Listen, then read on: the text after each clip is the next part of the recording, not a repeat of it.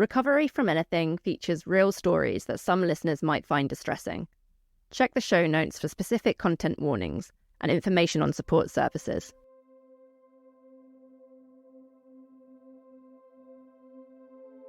I'd drive home, I remember it, and I'd go up to my bedroom and my parents would be downstairs and I'd be upstairs taking ecstasy. I used to lie in bed and like the fact that I was on my own, no one to have to talk to, no one to have to interact with. I felt like relaxed. It's just complete self-medication. Completely, just to feel good, not feeling anxious, not feeling like I hate myself.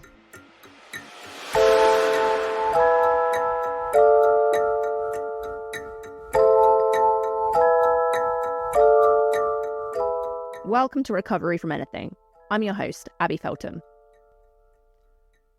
In April 2022, after undergoing a 6-week mental health assessment that literally kicked my emotional arse, I was diagnosed with borderline personality disorder, otherwise known more commonly these days as EUPD, emotionally unstable personality disorder.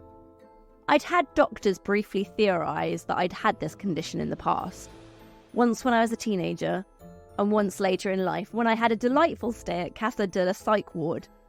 But finally, at the age of 34, I received my official diagnosis.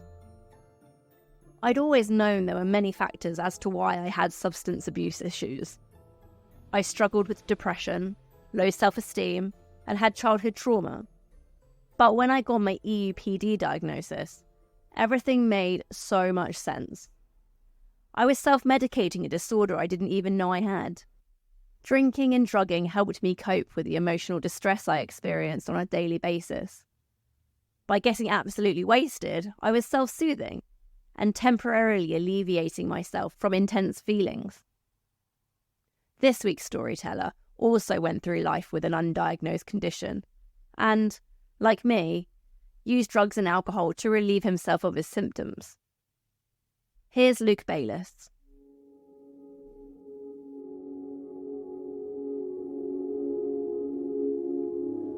It all kind of started at school, really. I was quite overweight when I was younger, and I got bullied quite badly. A lot of the kids, used to take the mick out of the way because I was quite a big lad, short and stocky. And I was like the class clown.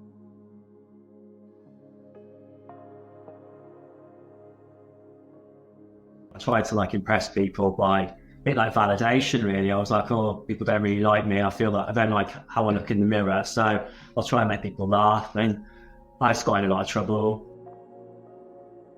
If the teacher said, don't climb on the climbing frame, I'll be the one straight to the top. And that kind of progressed from there, really. And then I went to high school. The bullying kind of carried on there. I ended up having an eating disorder when I was 15. I went from being quite a big lad to I just starved myself. So I just thought in my head, I'll sort this out. I've had enough. I'll stop eating. So I stopped eating. And then I learned after that I could be sick, purged. So I would not eat all day, and then I'd go home and my mum and dad would be like, you've got to eat. And then I'd be sick afterwards. And I remember going to family meals and things and going into the toilet straight away, coming out with bloodshot eyes thinking, oh God, I hope I don't know this, I've been sick. And I reckon they did know, but it was never spoke about.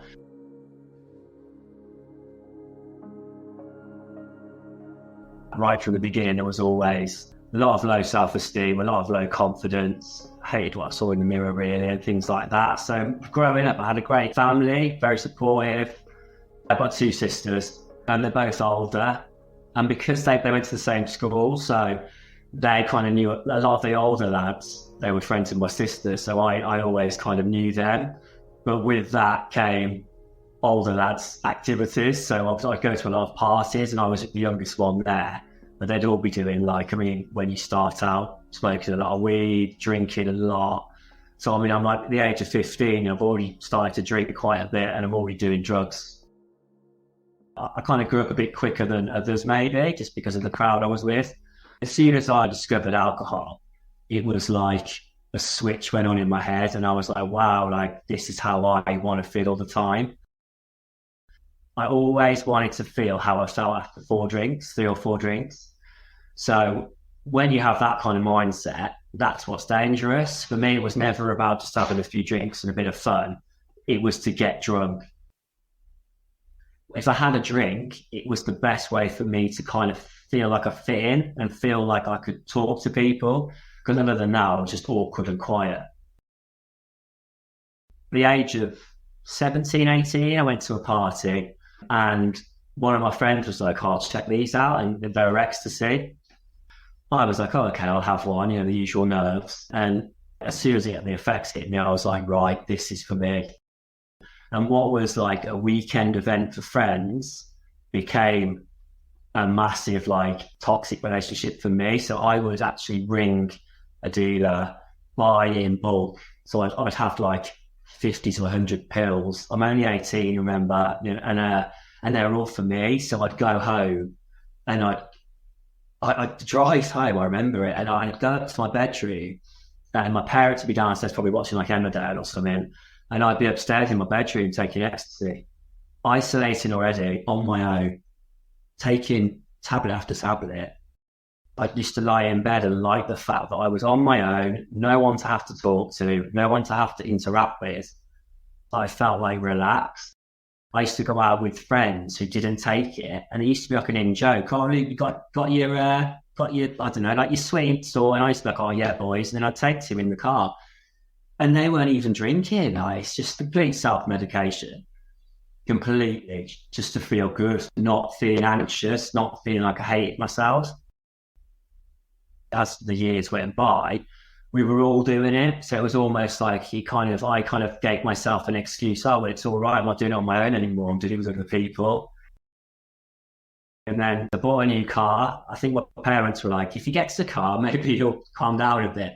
So I got a car on finance and I drove it within like a few weeks of having it into the local town.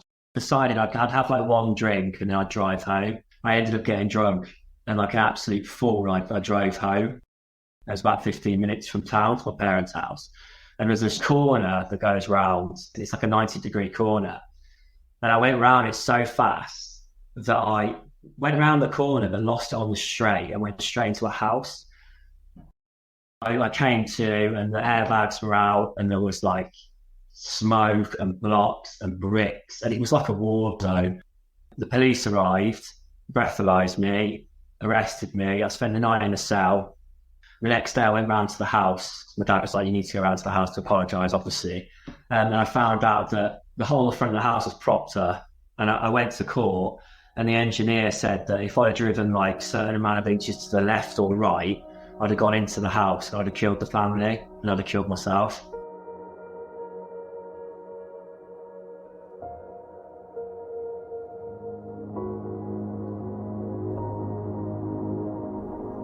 Anybody else looking back would have sat up and gone, right, I've got a problem here. But I buried my head in the sand and I was like, I tell you what then, I love music. My mate wants to move to London. You don't have to drive in London. So I just ran off to London. I mean, before that, I was going out in Birmingham on a Friday, coming back on a Sunday night. Some random person's kicked in on a Sunday, not wanting to leave the party. I was always the one that took it too far. I'd end up getting far too drunk. I'd always be a mess. So I went to London and then it just carried on there, playing bass for artists and bands. I mean, with music comes drinking, and I was playing for some quite decent people, but with music comes drinking. People used to say, oh, you're so good on stage, and I'll be like, well, yeah, because I've had about 6 pints, and it was all just around drinking. Rehearsals were drinking, gigs were drinking, everything else was drinking, and that's just all it was. I didn't make it in the music industry. So I was like, right, what now? So I got a job in retail, and I went all the way up. I ended up getting a job at a top luxury fashion brand, and they've got a global flagship on Regent Street in London. I managed to get a job as a manager. And there's about 180 employees at this store. It's massive. But I was constantly anxious. The whole stress levels were through the roof. I used to leave work, drink on the tube, drink when I got home, and then I started taking drugs. So I'd leave work, drink loads, do loads of cocaine, stay up all night, wake up in the morning, And it kind of progressed slowly. So it started off by just doing the weekends, and then it starts like more at night, this and that. And it got to a point where I was doing it before work. So I was like, right, the only way to do this now is to have a drink and then do some coke. So I went in one morning and I drank quite a bit. And I thought, I drank too much this time. I had a surprise visit from one of the senior leaders, and I was late for a start, obviously in a bad way. And I just had a breakdown, and I just walked straight out. I went to a pub across the road, and I just started crying. And then instead of asking for help, I just went to my house and spent probably 4 weeks straight, morning till night, drinking, cocaine, wake up, panic attack, continue, panic attack, continue. I moved to my parents in Wales because they obviously knew what was going on. And I got signed off from work for depression and anxiety, and it was obviously a very, very difficult time. And then I started working for my dad. And then I started drinking again then. So I'd work for my dad and I'd go home, and I used to stay at my sister's, and she's got like a shed/office in the garden. And she's got a lovely family. And instead of going and spending time with them, I'd finish work, go down the bottom of the garden, drink on my own all night, take drugs. And the next day I'd wake up feeling so awful. I'd get in my car and just drive around all day, just drinking and just trying to feel better and just catastrophising about what the hell's going on in my life. It was always like cycles of that, but I've kind of come out of it. Like it's like I'd do like a 3-week nightmare because it was my dad, he'd forgive me. And I'd be all right for a month, and then it'd happen again. And throughout my whole life, it was like longer and longer chunks of these cycles I'd then snap out of. Luke eventually met someone, started a relationship, and moved to Oxford.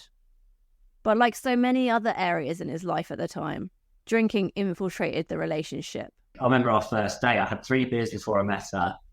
We drank on the day, and then all I was thinking was, I wish I could have more drink, because I'd be more myself.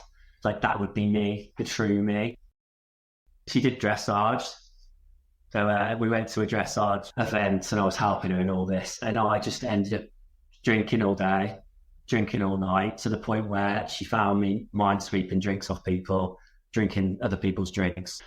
Went back to this Airbnb we were all staying at, and I wouldn't go to bed. And I actually ended up in my boxer shorts, sat in the living room with all her friends. And they were like, who is this guy? And they're all quite well to do. And I was just sat there, so they locked me in the bedroom, and I woke up like a piano had fallen on my head, and I was like, what the hell happened last night? Anyone else would have woken up and gone, I'm so sorry about last night.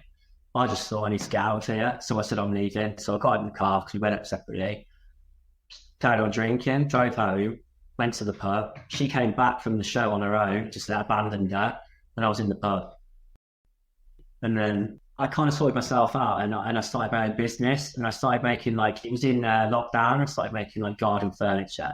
Started out as planters, and it kind of grew, and I got really good at it. I had a hyper focus for it. But it was doing really well. So I got a workshop on my own, which was 24 hours, which was never a good thing. So I'd go and I'd build these really cool wooden things like sheds and bike sheds. But then every time I'd do something to a successful completion, I'd be like, oh, I deserve a beer.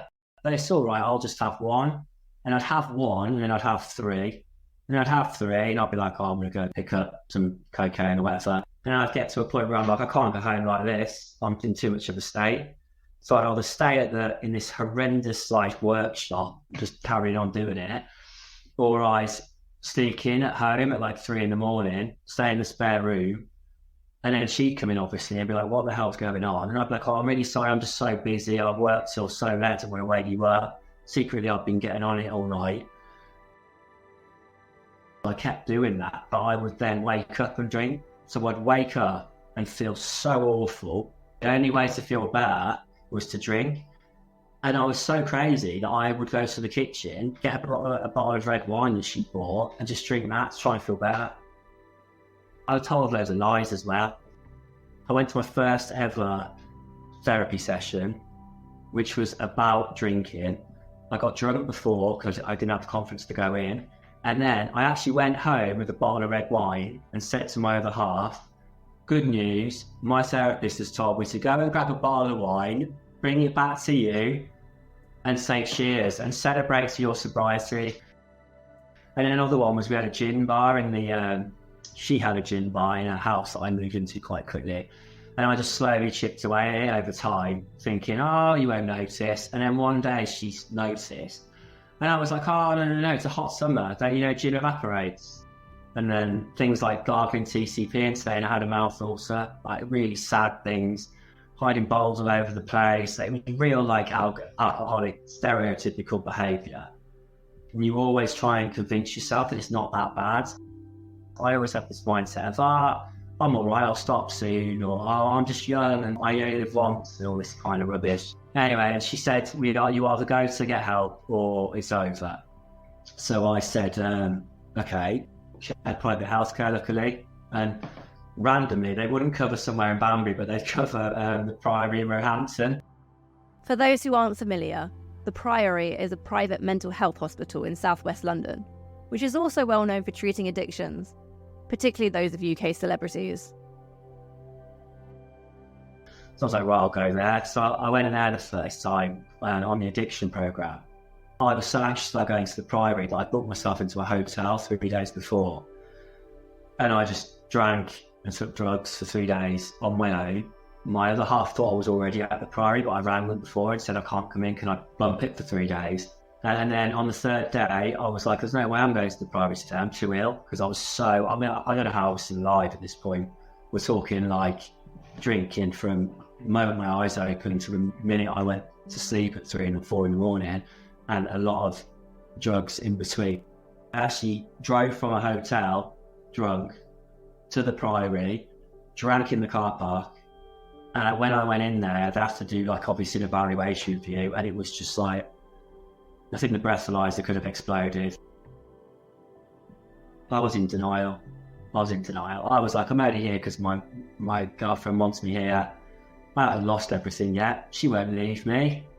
We've got a dog together, she won't leave me, and we're just buying a house and got a really nice car, and I've got the business, even though I just spent all the money of the business on drugs and alcohol, so it wasn't a business. And I was in denial. I left there, and the first thing I thought, I knew I wasn't in the right headspace, because I remember thinking, I can moderate now. I've been to the hospital, I've been to I've had professional therapy, I'll be fine. And then slowly but surely, I carried on drinking. We split up. I lost her, I lost my business, I lost the car, I lost the dog, I lost the house, rock bottom. And then I moved to Wales again, and I met someone in Wales, which I shouldn't have got with because it was too soon, and we just drank. She asked me to go to her brother's wedding, and it was at this big manor house down the road, and everyone was staying there for 3 days. The ceremony was outside in the grounds, and then in this big mansion, everyone just shared it and was staying there. And the first night, I managed to keep it together quite well, and it was all right, but the day of the wedding, first time I've ever met these people, her family, her brother, and I got so drunk that I was an absolute shocker. Like, I was going up to people, and I think I was trying to kiss everyone, and then nearly got into fights. Anyway, I went back up to the manor house. Now, I don't remember any of this because I was like blackout at this point, but I was told the next day that I took all my clothes off and I roamed the halls of this manor house. Everybody was there, so we're talking everybody, saw me naked, shouting random obscenities, and the bride's sister said, get back to your room, and I just saw her. So finally they got me to bed again. I woke up in the morning not knowing anything, and their brother was there, and he was like, right, you need to leave, and I got escorted off the premises. Once again, came home, back to my house, and I was like, right, I am a monster, I have something wrong with me. I don't deserve to be happy. I don't deserve to go on anymore. I can't stand myself. I ended up drinking to a point of like, I don't care if I don't make it. And I remember my worst, and I don't like talking about quantities because I don't like people thinking, well, I'm not that bad and all that, because it's all relevant. But just so you know how bad it was. I was waking up and drinking a bottle of wine, and then I drink probably about 8 beers, and then I drink another couple of bottles of wine. And then on the evening, I'll probably drink about another 4 bottles of wine. So we're talking like serious alcohol here. So I got to a point where I shut myself in my house. I wouldn't speak to anyone. My parents were like, what is going on? I found out my mom was petrified to come round here because she was convinced that she'd find me dead. That's how bad it was. And at the time, you don't realise that what you're doing to people around you. It's just like you're in this world of, I want to make myself feel better. I need to get out of this.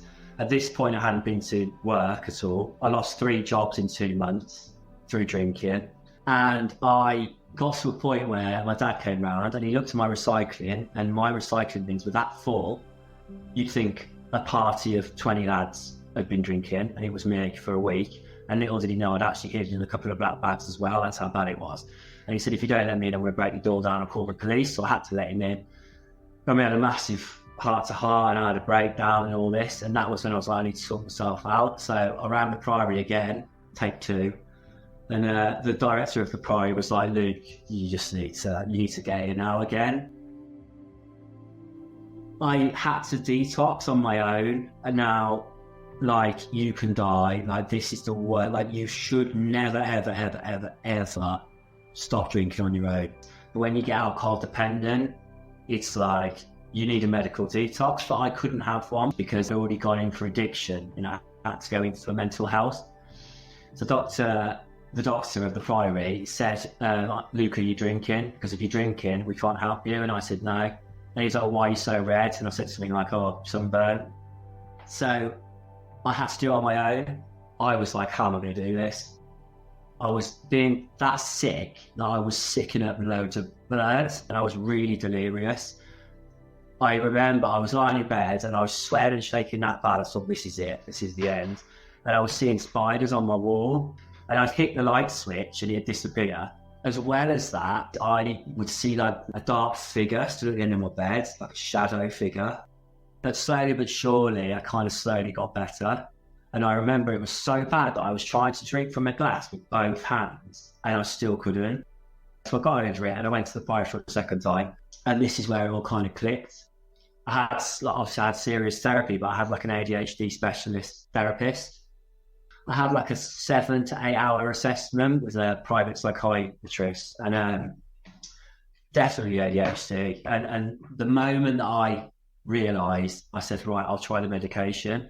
And I know there's a lot of pros and cons for meds. I know people have different views, but for me, I was that desperate. I was like, I'll just try it. So I tried this ADHD medication, which is a slow release. It's called lisdexamfetamine. And I tried it, and honestly, I'm not exaggerating, like, click. Seriously, I was like, I have no interest in drinking. I've got no interest in self-medicating. I just feel like it was almost like my scales had gone from like tipped over to leveled out. And obviously it's all to do with dopamine, which now I know. As soon as we discovered ADHD, it just clicked. So I always knew something wasn't right. And I knew that I was always self-medicating. And I always knew that I had an unhealthy mindset because I just constantly wanted to drink. And there's a big thing about substance use disorder, SUD, with people with ADHD, because obviously your dopamine levels are lower than others. So you're constantly, basically you want dopamine hits. So anything that's going to give you a bit of joy or a bit of try and level that out is why you turn to alcohol or drugs, because you're using it to medicate ADHD. So what the medication does for me, I was trying to do through alcohol, which just doesn't work, obviously, and it gets worse.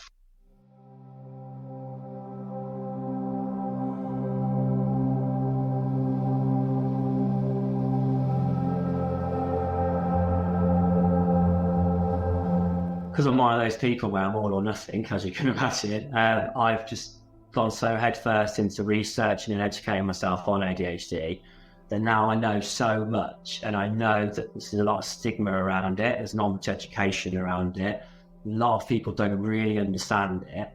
A lot of people just think it's hyperactive kids or inattentiveness, but it's not that at all. It's like the management system of your brain, it's like your executive functions. And if you've got ADHD, you've got a dysfunction in that. So if you imagine your brain as an office block with different departments in it to run a business, different departments aren't working together properly.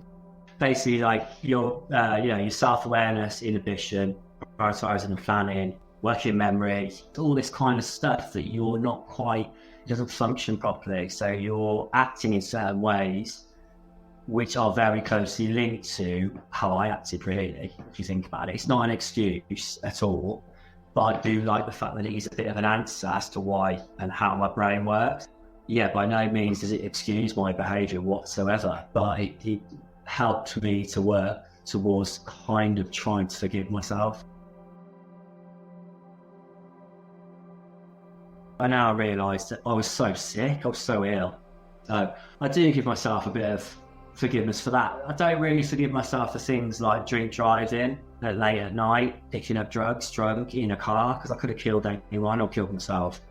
It's incredibly selfish. And even though I had ADHD and even though I was under the influence, you know what's right or wrong.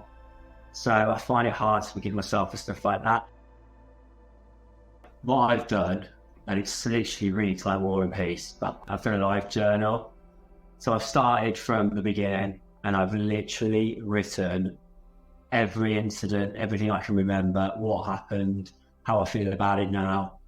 And because I've had to sit in that, it's so easy because I would just dig it, put it in a box, dig it deep, forget about it. And it's been so hard, like to sit and actually have to read through what you've done, especially now sober and everything's like clear as a bell and I'm not covering it with whatever. I find it really hard. I still find it really hard to forgive myself for a lot of things. The way I treated a girlfriend at the time, the way things she had to put up with, things she had to witness, the things that I did, my parents, just the things I put them through. Friends didn't, I just was never there. I missed my best friend's wedding because I was in a hole of drinking. Just things like that. But I mean, the great thing is that you can rebuild all these relationships. It's never too late.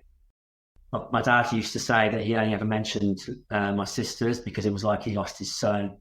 And now he's like, you're the best son I could ever imagine. My sister Lucy, as I told you, I used to just hibernate in the shed in the garden doing stuff. Like now, like my niece, I've got like a little niece and I'm up at 5, 6 in the morning playing with her at breakfast and I'm present and I'm there and I go and see them and they're just like, my God, it's like I'm like a new person.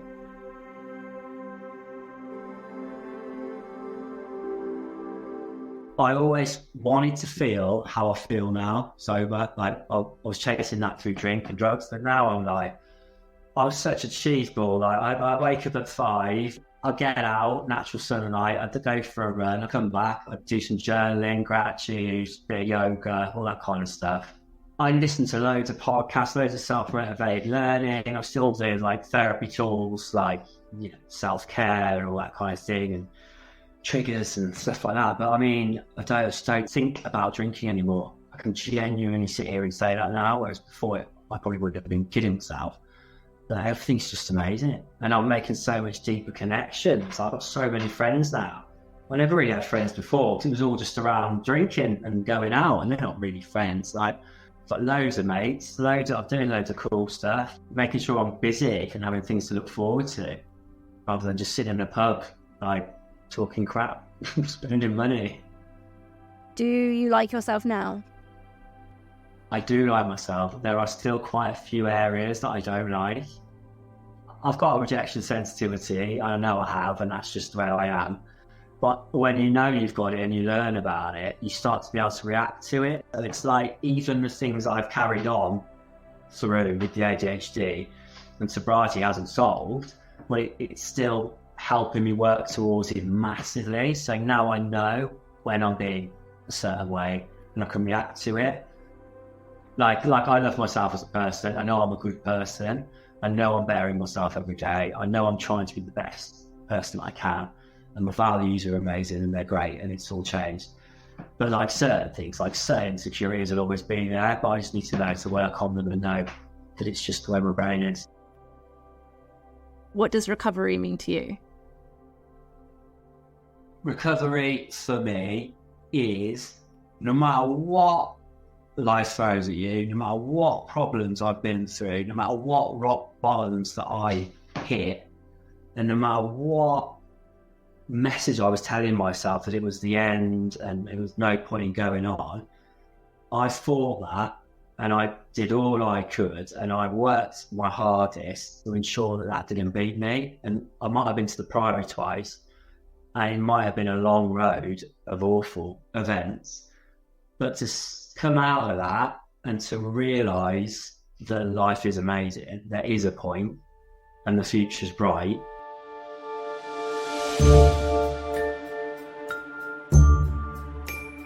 You've been listening to Recovery from Anything.